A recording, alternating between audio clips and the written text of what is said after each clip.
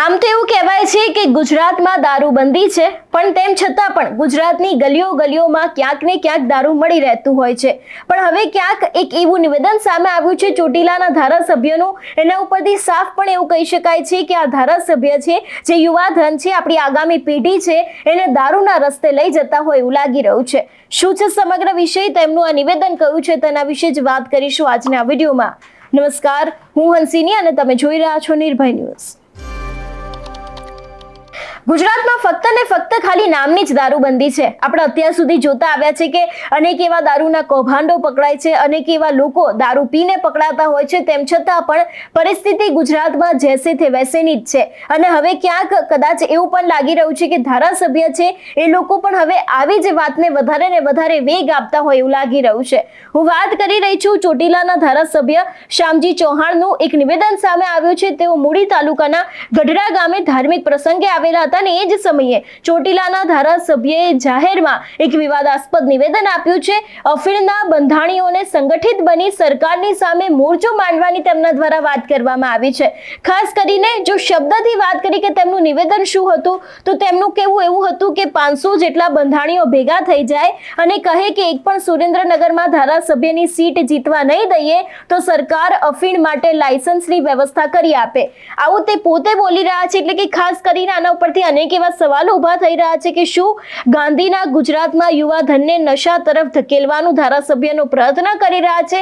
કારણ કે એવું જ લાગી રહ્યું છે જે પ્રમાણે તેમને કહ્યું એ પ્રમાણે કે 500 બંધાણીઓ ભેગા થઈ જાય અને એવું કહે સરકારને કે સુરેન્દ્રનગરમાં ધારાસભ્યની સીટ જીતવા નહીં દઈએ તો સરકાર અફીણ માટે લાયસન્સની વ્યવસ્થા પણ કરી આપશે, તેવી પણ ક્યાંક સીધી જ વાત તેમના દ્વારા કરવામાં આવી છે। સૌથી પહેલા તો તેમના એ નિવેદન ઉપર નજર કરીએ।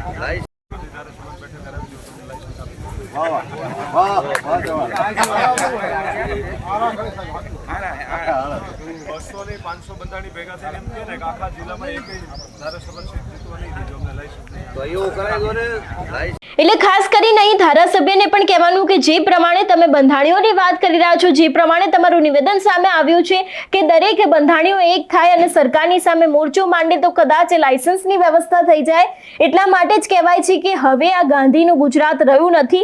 ગલીએ ગલીએ દારૂનો વેપાર થઈ રહ્યો છે, ગલીએ ગલીએ દારૂ મળી રહ્યું છે, તેમ છતાં પણ કોઈ જ એક્શન લેવામાં આવતા નથી।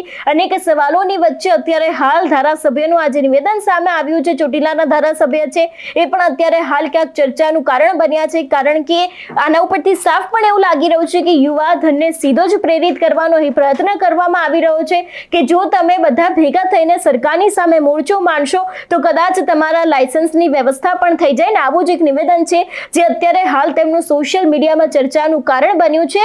એક ધારાસભ્ય પાસેથી આપણને કેવી આશા હોય કે આપણા ગામના કામ થશે, આપણી જે વ્યવસ્થાઓ આપણને સુવિધાઓ નથી મળતી એ સુવિધાઓ પૂરી થશે, પરંતુ અહીંયા તો ક્યાંક સીધી જ અફીણની વાતો કરવામાં આવે છે, દારૂની વાતો કરવામાં આવે છે। એટલે ખાસ કરીને અત્યારે હાલ જે ચોટીલાના ધારાસભ્ય છે એમના સામે પણ અનેક એવા સવાલો છે તે ઊભા થઈ રહ્યા છે।